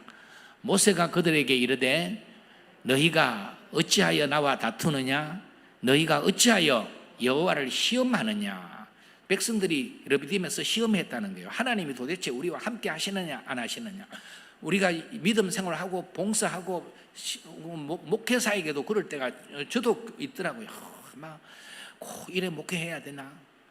하나님이 진짜 나와 함께 하시는 건가? 뭐 이런 어떤 막 문제가 이게 슬럼프에 빠진다 그러잖아요. 그래서 막 헤맬 때가 있었어요. 그러는데 하나님이 그들과 함께 하십니까 안 하십니까?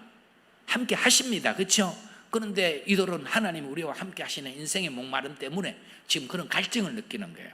자, 여기에서 그 다음에 한번 하나님께서 어떤 해결책을 내시는가 하면은 모세가 하나님께 기도했어요. 기도했더니 모세는 문제 앞에서 늘 기도하는 겁니다. 그렇게 광야가 뒤에 있는 사람, 광야를 지나온 사람은 문제를 만나면은 뭐 한다? 하나님을 찾고 하나님께 기도한다. 광야가 앞에 있는 사람은, 광야를 헤매는 사람은 광야만 바라보고 원망하고 불평한다. 요 차이가 있는 거예요.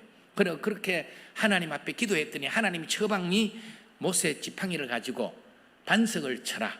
반석에서 물이 나서 백성들이 마시게 될 것이다. 그래서 반석에 쳤더니 반석에서 물이 쏟아져 나와가지고 백성들이 해갈을 면한 줄 믿습니다. 이것이 르비딤 광야에서 첫 번째로 있었던 광야 3단계의 내용입니다. 우리 인생의 목마름은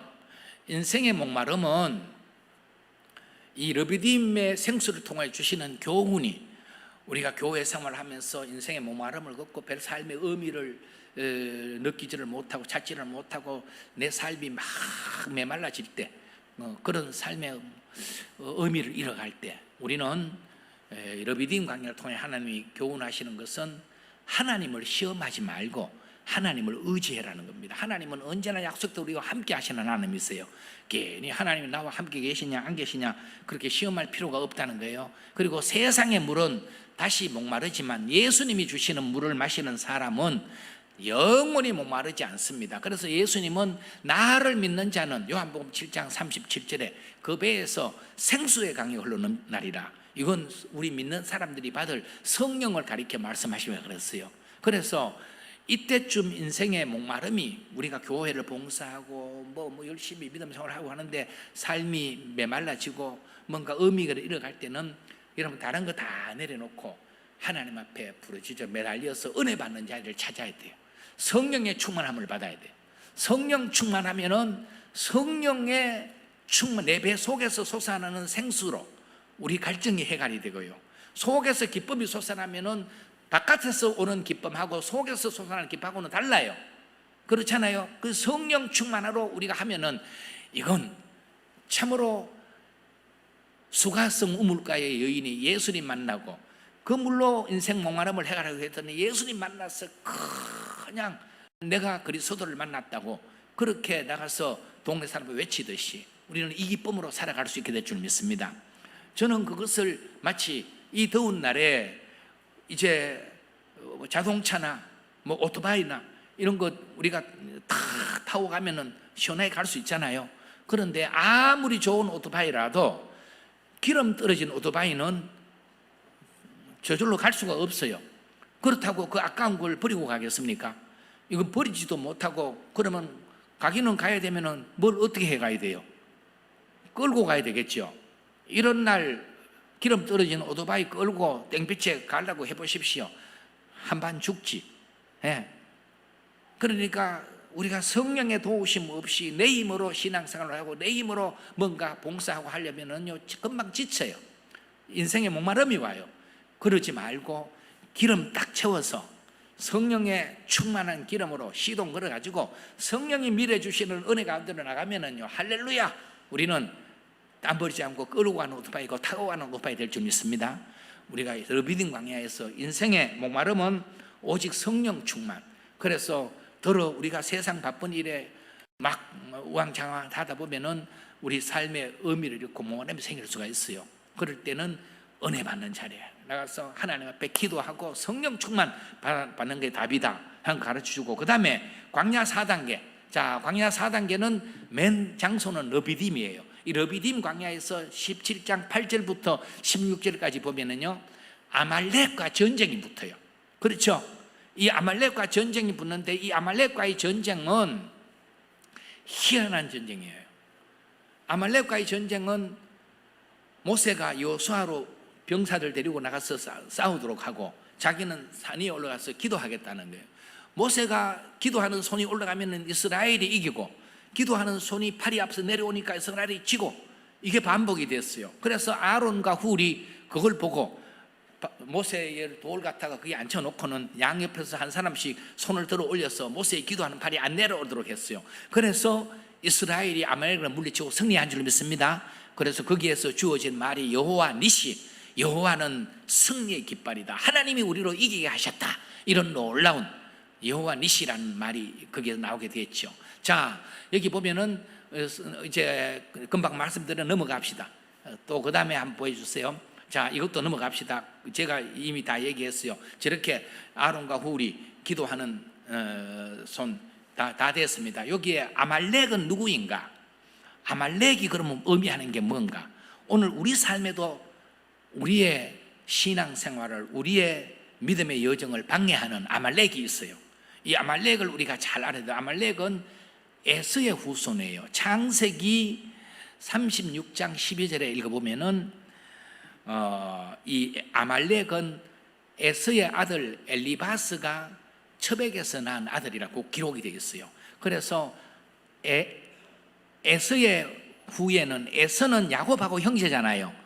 에서는 야곱하고 형제인데 에서와 야곱은 이런 차이가 있어요. 에서는 육성주도의 사람, 그저 육신에 보이는 안목의 정욕, 이생의 자랑, 육신의 욕심 따라 육성주도적인 사람의 대표자가 에서예요. 그래서 에서는 육신의 배고픔을 해결하기 위해 가지고 뭐 팔아버립니까?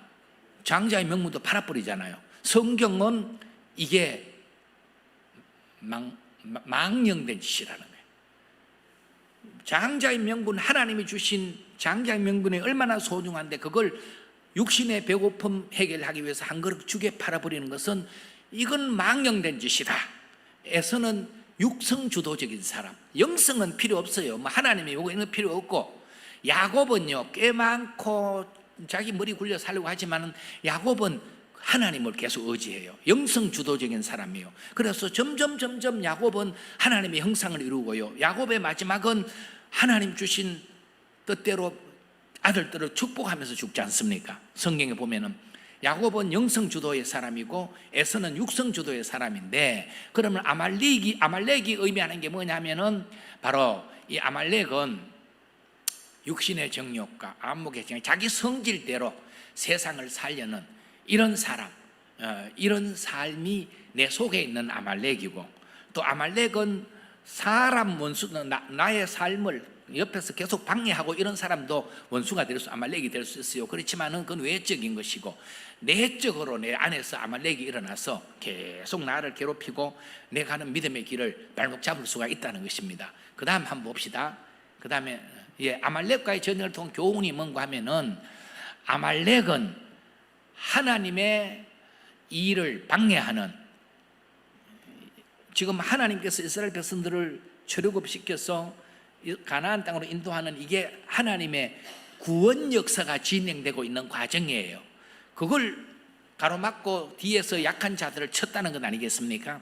그러니까 아말렉은 하나님의 일을 방해한, 그 방해로 인하여서 하나님은 대대로 아말렉이 하나님의 원수라는 거예요. 내가 대대로 아말렉과 더불어 싸우리라, 이렇게 말씀합니다. 그래서 실제로 보면은 하나님께서 이제 가나안 땅에 이스라엘에 들어가고 사울이 임금이 되어서 이제 딱 자리 잡았을 때 너 가서 아말렉을 진멸해라 그러잖아요. 왜 진멸해야 되냐? 아이고 짐승이고 다 싸그리 없애라는 거예요. 왜 그래야 되냐면은 그들이, 내 백성이 이제 출애굽해 나올 때 그 길을 가로막고 이제 방해했다는 것입니다. 그래서 하나님은 아말렉이 하나님의 원수라는 거예요. 진멸해라. 그런데 사울이 진멸하기를 기뻐하지 아니했죠. 왕도 살리고 좋은 짐승들을 살리고 그렇게 왔다가 결국 사울이 버림받는 거예요. 그것 때문에. 그리고 에스더스를 읽어보면은 에스더스의 하만과 모르드게가 또 대적을 해요. 모르드게가 하만에게 절하지 않는다는 이유로, 그 하만은 자기 집에 높은 50규빗 되는 나무 세워야 거기 모르드게 달라고 했잖아요. 모르드게만 죽이는 게 아니라 유대인들 다 죽이려고 왕의 조서를 받아가지고, 조서가 다 이미 반포됐지 않습니까? 그러는데 이스라엘 백성들은 하나님께 기도하고 그랬더니 하나님께서 역사를 바꾸시는 거예요. 상황이 뒤집어지는 거예요. 결국은 하나님이 함께 하시니까 하만이 세웠던 나무에 자기가 달려 죽고, 하만이 총리 되셨던 그 자리에 모르드게가 총리가 되고, 유대인들을 죽이려고 했던 그날에 하만의 조속들을 멸하고, 그러면서 에스더스를 읽어보면은요, 그들을 다 멸했지만은 그 재산에는 손을 대지 아니하였더라. 이게 같은 말씀이 2번 기록되어 있어요. 그래서 의도적으로. 왜냐하면은 이제 사울처럼 그렇게 딴 데다 한눈 팔다가 하나님 앞에 징계받지 않겠다는 것이죠. 그러면서 이 대대로 이게 사울 때는 이때로 출애굽 때부터 한 500년 뒤이고, 또 에스더스는 그 다음부터 또 500년 뒤에거든요. 대대로 하나님의 원수가 됐다는 것입니다. 우리가요 아말렉의 자리에 서면 안 돼요. 성도가 정말로 하나님과 원수되고는 복되지가 않습니다. 그리고 그 다음에 조금만 더 봅시다. 그 전에 그 말씀, 그리고 이제 저기 보면은 아말렉과 더불어 대대에 싸우리라, 이게 하나님 말씀하셨고, 그래서 하나님의 일, 교회를 방해하는 사람은 하나님의 원수가 된다. 그래서 교회 해방하고 하나님의 일을 그냥 사람의 일같이 여기고 막 해방하는 이런 사람들은요 안 돼요. 절대로 무슨 일이 있어도 교회 해방하거나 또 하나님의 일을 막아서거나 그런 자리에 서면 안 돼요. 그거는 미련한 짓이에요. 아말렉이 된다는 말씀입니다. 그렇기 때문에 이 아말렉과의 전쟁을 통해 주신 교훈은, 이제 나를 방해하는 사람의 원수라든가 내 속에 일어나는 어떤 혈기 또 육성, 이런 내 기질대로 살면 안 되고 이걸 무너뜨려야 돼요. 이거는 무엇으로 무너뜨려야 되느냐? 오직 기도로. 이 싸움은, 아말렉을 이기는 길은 무기 갖다 이기는 게 아니라는 것이죠. 우리가 동역자들이 서로 교회 안에서 기도의 그룹을 만들어서 함께 기도하면은 아말렉이 한 길로 왔다가 내 안에서 나를 괴롭히는 모든 어떤 육성 주도적인 그러한 모든 것들이 기도할 때 하나하나 정리될 줄 믿습니다. 그래서 이 싸움은 기도로 이겨가는 것이다. 오직 승리의 근원은 하나님이 우리에게 야말리게 이도록 주신다는 것입니다. 자, 그 다음에 마지막 5단계, 광야 5단계 시내 광야에 이르렀습니다. 시내 광야는, 저 그림은 모세가 있는데 18장을 읽어보면은요, 모세 혼자서 백성들이 재판받을, 그 수많은 백성들이 재판받으려고 쭉 줄 서서 기다리는 거예요. 모세 혼자서 이 문제 저 문제 다 해결해 주느라고 모세도 힘들고 백성들도 지치고 이런 상황이 됐어요. 이드로가 와서 그걸 봤거든요. 이드로가 와서 그걸 보고 이제 모세에게 충고를 해요. 이거는 미련한 짓이다. 이러지를 말고, 이러면은 모세도 어려워지고 백성들도 지치고 하니까 백성들 가운데 이제 능력 있는 사람들, 그 사람들 진실무망해서 하나님을 경외하고 또 불의한 이익을 멀리하고 그렇게 하나님 경외하는 사람들을 택해서 1000부장, 100부장, 50부장, 10부장 세우라는 거예요. 그래서 그 사람들에게 이 일을 부담해서 적은 일들은 그 사람들이 다 알아서 해결하도록 하고 중요한 일들은 모세가 해결하도록 하고, 이게 이제 이도를 통해 주신 거예요. 이게 뭐냐 하면은, 이거는 광야 5단계 시내 광야에서는요, 지도자와의 문제예요. 우리가 이거는 굉장히 이제 뭐 초기에 뭐 돈 때문에 꼬이고 뭐 사람 관계에서 어려움이 있고 자기 기대 때문에 문제가 어려워지고 이런 것 지나서 이제는 거의 마지막에 되면은요, 교회에서 가장 좋은 협력자가 돼서 이제 하나님의 일을 이루어가야 될 그러한 분들이, 교회에서 장로님이나 권사님들이나 이런 분들이 목회자와 협력해서 하나님의 일을, 목회자는 하나님께서 하나님 대리자로 세우셨지 않습니까? 그렇게 믿습니까? 하나님의 교회를 돌보라고, 양무리를 인도하라고 그렇게 세우신데, 장로님들이나 권사님들이나 교회 항중 직분자들이나 직분자들은 이제 목사님과 잘 협력해서 그렇게 해서 하나님의 일이 잘 되도록 해가는 것이, 이게 교회의 원칙, 하나님이 세우신 교회의 정말 아름다운 모습이란 말이죠. 그런데 그만 이 시대적인 어려움이 있어요. 지금 교회에 보면은 목회자와 일반 평신도들은, 일반 금방교회 온 분들하고 목회자하고 문제가 생기는 게 별로 없어요. 장로님하고 목회자하고 문제가 생기고 뭐 권사님하고 문제가 생기고 이런 문제가 생겨서 교회가 어려움을 겪는 경우들이 많이 있어요. 이게 지도자와의 관계입니다. 지도자와의 관계에서 거기에 걸려가지고 그만 자기도 어려워지고 교회도 어려워지고 이런 경우들이 많이 있어요. 우리 수평교회는 안 그런 줄 믿습니다.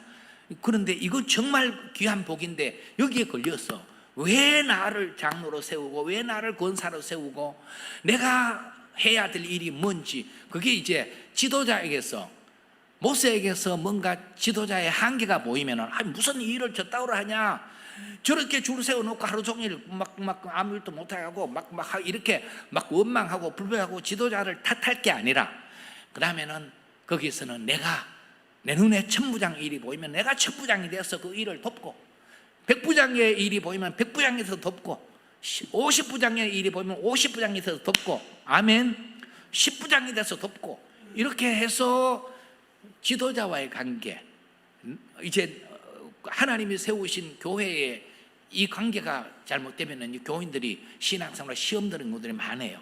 그래서 이제 목회자와의 관계, 장로님과 성도와의 관계, 구역장과 구역 식구들과의 관계, 뭐 많은 관계들이 있죠. 이 관계를 서로 막 그렇게 세우는데 그것도 제대로 뭐하냐 이러기들 말고 내가 협력하는 자가 되어라는 거예요. 기도해주고 그에게서 뭔가 지도력의 한계가 보일 때 내가 좋은 협력자가 돼서 일이 되도록 만들어가는, 그렇게만 되면은 신의 광야 통과. 아멘. 예, 이 광야를 그렇게 넘어가야 된다는 것입니다. 자, 광야 5단계가 이렇게 우리가 다 넘어갔습니다. 요 광야가 처음에는 내 기대, 또 인생에 꼬이는 문제, 이런 것들은요, 수러 광야 속에서 하나님의 기대가 뭔지, 내 삶의 원칙이, 어떤 문제들이 회복되기 위해서는 예수님의 십자가를 언제나 적용해라, 그리로 돌아가야 되는, 그게 원칙이라는 거예요. 뭐 문제가 있으면 우리가 예수님의 십자가 앞으로 나가야 되는 거예요. 그래야 삶에 꼬인 문제가 해결이 돼요. 그 다음에는 신광야에서는 돈이 나를 살리는 게고 하나님이 나의 공급자시다, 이 원칙을 분명히 하라는 거예요. 그리고 르비딘 광야에서는 인생의 목마름, 성령 충만 받으라는 거예요. 그래서 주의 일하라는 것이죠. 그 다음에 아말렉이 내 속에 해결되지 않는 기질을 저도 오랫동안 애먹었어요. 그런데 결국은 제가 이 공부를 하고, 이거 나도 내 속에 아말렉을 내가 접수하지 아니하면은 내 인생 광야에서 꺼내겠다 싶었어요. 눈이 번쩍 떠져서. 그래서 기도하고 하나님 의지했더니 이게 해결이 되더란 말씀입니다. 그렇기 때문에 육성으로 살 것이 아니라 사람을 원수 삼은 것이 아니라, 그리고 하나님의 일에 방해꾼이 되지 말고 협력되도록 하는 것이 르비딤에서 아말렉과의 전쟁이고, 마지막 신의 광야는 내가 지도자와의 관계에 뭔가 지도자에게서 한계가 보일 때 내가 비난하는 손가락질하는 사람이 되지 말고 협력자가 되라. 아멘. 예. 자, 그 다음에 요건 뒤에는 그냥 제가 잠깐만 정리해 드리고 넘어가겠습니다. 그 뒤에 이제 시내산으로 인도를 하는데, 시내산에서 하나님이 우리를 구원하신 목적을 밝혀주세요. 거기에 시내산에서 하나님이 19장에 보면은요, 3가지, 안 넘어갑니까? 3가지를 보여주시는데, 첫 번째가 우리를 하나님의 소유로 삼겠다. 우리는 하나님의 것이에요. 제사장 나라가 되게 하겠다. 이스라엘 백성들에게 우리는 내 혼자만 구원받고 사는 만족한 게 아니라 내가 하나님의 제사장이 되어서, 제사장은 죄인을 하나님께로 인도하는 사람입니다. 우리는 주변의 사람들을 하나님께 인도하는 사람, 그리고 거룩한 백성으로 삼겠다, 이렇게 언약 맺기를 원하세요. 그래서 이스라엘 백성들이 그렇게 하겠습니다 해서 호렙산 시내산에서 하나님이 백성들 가운데 모세를 통하여 이 말씀을 하셨고, 그 다음에 하나님과 언약 맺은 백성들은 너희들 원칙대로 살지 말고 내 원칙이 있다 그러면서 주신 말씀이 십계명. 십계명은 4가지는 하나님과의 관계, 하나님을 사랑해야 된다, 하나님을 공경해야 된다, 하나님 예배해야 된다는 것이고, 넘겨주셔도 돼요. 그리고 그 뒤에는 사람과의 관계는 사람은 사랑하고 섬기고 그렇게 존대하며 살아야 된다, 이것이 십계명을 주신 거예요. 그렇게 하나님께서 십계명을 주시고, 그 다음에 이스라엘 백성들이 데려가려 하노라. 자, 그 뒤에 데려가려 하노라만 한번 봅시다. 25장부터 40장까지 데려가려 하노라는 우리가 성제도로서의 삶, 하나님이 천막에, 거기에 성막에 사시기를 원하시는 게 아니라, 이 의미는 지금 우리 안에 하나님이 와서 우리와 함께 살기를 원하신다. 그래서 설계를 모세에게 보여주시고, 모세에게 보여주신 대로 버살렐과 올리압이 성막을 그들이 다 이제 건축을 합니다. 건축해서 세우고, 이제 거기에 하나님의 영광이 충만하게 나타났다 하는 것이 출애굽기 마지막인데, 제가 성막 그림만 한번 보여드리겠게요. 그 뒤에 좀 넘겨주실래요? 자, 첫 번째부터 이 성막인데, 성막이 울타리가 쭉 쳐져 있고 앞에 동편에 문이 하나밖에 없어요. 저 성막은 예수 그리스도를 보여주기도 해요. 성막은 예수님의 상징이 되는 것이 성막이에요. 이 문은 유일하신 구원자 예수 그리스도, 앞에 문이 딱 하나밖에, 동편에 하나밖에 없어요. 저 문으로 들어가면은 뜰에 첫 번째 만나는 것이 앞에 제사기가 뭐냐 하면은 번제단이라는 거예요. 번제단은 백성들이 죄를 용서받기 위해서 짐승 잡아서 제사 이제 올리는 곳이 번제단이지 않습니까? 번제단은 우리 대신해서, 우리 죄를 대신해서 희생의 번제물이 되신 예수님을, 그 성막이 예수님을 의미한다는 것이죠. 이제 번제단에서 예수님을 피로 우리가 다 씻음을 받는 거예요. 씻음을 받고, 여기 성막은 출애굽기 전체가 또 역시 나와 있는 거예요. 그리고 그 다음에 번제단 뒤에 있는 것이 이게 물두멍입니다. 그 넘기지 말고요. 아까 여기에 번제단이고, 문으로 들어가면은 번제단, 물두멍, 여기에는 물을 가득 채워서 제사장들이 성소에 들어갈 때 반드시 수족을 씻고 들어갈, 이 물로 씻는다는 것이 의미가 뭐겠습니까? 세례라는, 세례. 그래서 우리는요, 피로 씻음 받은 사람은 계속, 피는 한 번 씻으면 되지만은 물로는 들어갈 때마다 씻어야 되네요. 우리는 세례예가 계속 확인이 돼. 나는 세례받은 사람이다. 나는 죽고 내 안에 예수님이 사신다. 이걸 여러분 문제가 뭐가 꼬이거든 내가 세례 받았다. 이걸 확인을 하시기 바랍니다. 그리고 성소 안으로 들어갑니다. 성소 안에 그 다음 넘겨주실래요? 이 성소 안에 구조가 여기 보면은 이제 이게 떡상이에요. 떡이 이스라엘 12지파의 떡이 놓여 있고 여기는 분향단 여기서 향을 살려서 하나님 앞에 이제 향을 올리고 여기는 금촛대 7금촛대가 놓여 있고요. 저 안이 지성소예요. 지성소에는 하나님의 법궤를 그 안에 모셔놓고 있고 법궤 안에는 여러분 아시는 대로 십계명 2돌판, 아론의 쌍난 지팡이, 만나 항아리 이렇게 들어 있어요. 그런데 이게 이제 의미하는 것이 우리는 우리의 떡이 누구라 그랬죠? 우리는 예수님이 나의 양식이 된다.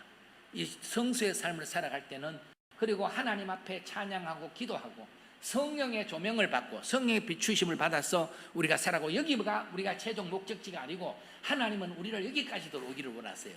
여기 와서 지성소의 삶을 살기를 원하시는데 지성소의 삶은 한번 그 다음에 열어봐 주시겠습니까? 이거는 성소 안에서 제사장들이 섬기는 것이고 자 지성소 안에 여기에 십계명 2돌판 아론의 쌍난 지팡이 또 만나 항아리가 들어있다 그랬습니다. 이것이 의미하는 것이 뭐냐면은 이제 우리 삶에 아론의 쌍난 지팡이는 하나님의 질서가 굉장히 중요하다는 거예요. 그 지팡이가 왜 그게 넣게 됐어요? 왜 싹이 났어요? 고라 일당들이 모세를 배반해가지고 모세 왕을 배반하고 막 반역하고 들었었잖아요. 그때 하나님께서 각 족장들이 지팡이 가져오도록 해서 성소 안에 넣어놓았더니 아론의 지팡이에서 싹이 나고 살골매 맺었다. 하나님은 질서의 하나님이시다. 하나님의 질서를 따라 살아가야 된다. 교회 안에서 성도들의 삶은 이것을 무시하면은 우리의 삶이 고달퍼진다. 문제가 꼬인다는 것입니다. 그리고 십계명 2돌파는 우리 삶의 원칙이 하나님 예배, 사람 존대, 그리고 만나는 우리의 생명의 떡인 우리가 돈으로 사는 게 아니라 바로 하나님께서 나의 공급자가 되신다 하는 것을 여기에서 이제 보여주고 있습니다.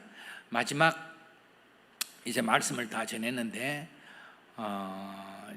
그 마지막 게 안 나옵니까? 하나 나올 건데 제가 급해가지고 빨리 한다고 하기는 했는데 시간이 굉장히 길어져서 죄송하고 그러나 여러분들에게 이 출애굽기가 정말 잘 좀 이해만 하시면은 우리는 광야를 지나서 그렇게 하나님이 목적하신 그 자리에 가서 쓰임받는 하나님의 대행자가 되어야 될 줄 믿습니다. 그래서 지금 나는 어디에서 지금 하나님의 인도를 받고 살고 있는지, 혹시 내가 광야에 있다면 광야는 오래 머물 곳은 아닙니다. 나만 신발 벗으면은 내가 아니고 하나님이십니다만 이것만 해결되면은 통과 빨리 통과합니다. 광야는 빨리 통과하고 그러면은 우리가 하나님의 뜻대로 쓰임받는 인생이 복된 인생인 줄 믿습니다. 석병교회 여러분들이 다 그런 분들이 되셔서 하나님께 영광 돌리고 복되게 쓰임받으시기를 좀 축복합니다. 기도하겠습니다.